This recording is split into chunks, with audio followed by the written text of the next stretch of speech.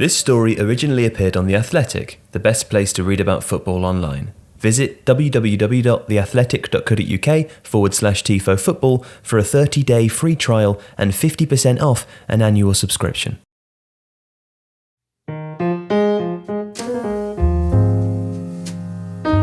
Last season, Liverpool were defensively very impressive. They conceded 22 goals, the fewest in the Premier League, and one less than Manchester City's 23.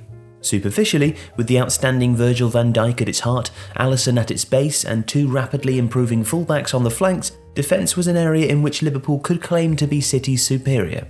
Expected goals tell a slightly different story though.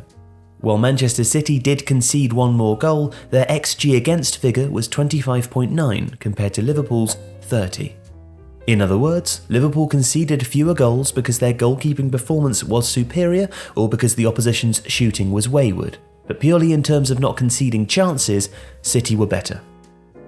Their extraordinary run of just 3 goals conceded in their final 13 games of last season essentially won them the league, a spell that included 5 1-0 victories. Now there are various reasons for City's defensive record. The most obvious component is their focus upon possession play. They averaged 64% of the ball last season, 4% more than any other side. The Spanish obsession with possession is evidently a good defensive tactic. The performance of the national side during the 3 international triumphs in 2008, 2010 and 2012 was exceptional. In 10 knockout games, they kept 10 clean sheets. Guardiola's coaching philosophy is different. His sides are less cautious. City are excellent at preventing the opposition from passing the ball into their final third of the pitch. On average, their opponents played fewer than 50 passes per game that ended up in City's third of the pitch, the lowest figure in the top flight. But that doesn't quite tell the whole story though, because Guardiola's emphasis on possession play means City are in theory vulnerable to 2 types of attack. First, counter-attacks. Because City push so many players into attack, they leave space behind them for opponents to exploit. And second, set pieces. Because the side is packed with small creative players, City can find themselves overpowered when defending dead ball situations.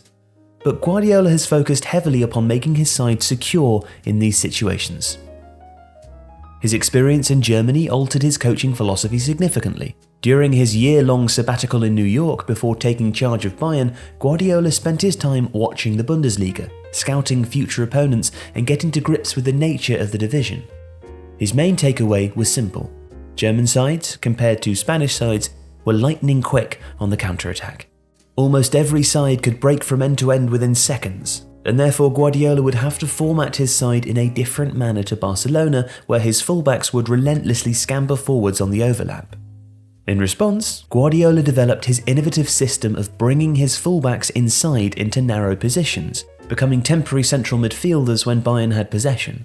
It helped, of course, that Philippe Lahm and David Alaba were technically excellent and had risen through Bayern's academy as midfielders. While initial analysis focused on how their positioning liberated other players, the midfielders could push higher up the pitch, its greatest benefit was in terms of defensive transitions. When Bayern lost possession, Guardiola's back four were close together in a solid narrow block and could reform the defensive line quickly.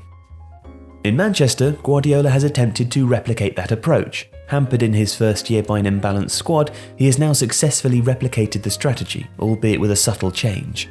Benjamin Mendy has often been injured, and his most common deputies, Fabian Delph and Alexander Zinchenko, are both natural central midfielders. On the other side, Kyle Walker lacks the ball-playing skills to play that role. Therefore, whereas at Bayern the fullbacks drifted inside, meaning that the side looked like a 2-3-2-3, Walker has been used as a third centre-back rather than a third central midfielder, and the system is 3-2-2-3, 3 defenders and 2 players shielding them. Because of that solid base, City didn't concede a single goal in counter-attacking situations last season. If their defensive structure in possession can be described as a way of guarding against opposition attacks, their pressing can be considered an attempt to proactively stop them. Guardiola has made pressing a central part of his philosophy since his Barcelona days. And while the identity of various managers, particularly Jurgen Klopp and Mauricio Pochettino, is more entwined with the tactic, Guardiola still remains the preeminent authority on retrieving the ball in advanced positions. City won possession in the opposition third on 203 occasions last season, more than any other Premier League side. Their opener against Fulham in March, scored by Bernardo Silva, was a good example of their proactive pressing and how players position themselves intelligently to intercept passes. When centre-back Maxime Lemarchand passed right to Timothy Fosu-Mensah, Fulham's right-sided defender had two obvious passing options: to the central midfielder, Andre Frank Anguissa and Tom Cairney. David Silva immediately pressured Fosu-Mensah, while also cutting off the passing angle into Anguissa.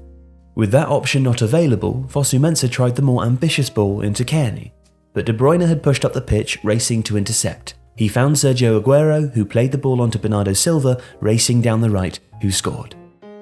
Now, it's worth emphasising that the two players who applied pressure and forced the turnover, Silva and De Bruyne, are City's two creative midfielders, the type of players traditionally allowed freedom from defensive tasks. Under Guardiola, however, they are among the hardest working players in the side. However, City's pressing is different from that of Liverpool. Klopp's pressing is designed to ensure that the opposition concede possession inside their own third, therefore creating goal-scoring chances. Liverpool want to trick the opposition into playing risky passes inside their own third. Although City are happy enough to intercept the ball in advanced positions, they're more focused on pressing so intensely that the opposition doesn't even try to play their way out and instead hoof hopeful passes downfield. For Klopp, this isn't useful because it denies Liverpool the chance to counter-press and create a chance. For Guardiola, it's fine because it allows City to build possession from deep once again. He expects intensity from his attackers. In the 3-1 victory over Manchester United last August, Riyad Mahrez failed to make a recovery run after possession was lost and received a prolonged telling off from Fernandinho. Almost immediately, Guardiola substituted the Algerian. An intriguing statistic from last season's Premier League is that while City attempted the fewest tackles in the division, they had the highest tackle success rate. It characterises a key distinction. City's defensive patterns aren't quite as demonstrative, but their function is more efficient. The script for this video, written by Michael Cox and Sam Lee, was originally released on The Athletic, the best place to read about football online. Whether it's more brilliant tactical insight, dedicated local reporting about your team, or rich storytelling from around the world, you'll find it all in one place. And there's a second half to today's story. To find out why Guardiola insists his players avoid conceding corners, head over to theathletic.co.uk/Tifo Football for a 30-day free trial and 50% off an annual subscription. That's less than £2.50 per month. To support Tifo, support The Athletic, the new home of football writing.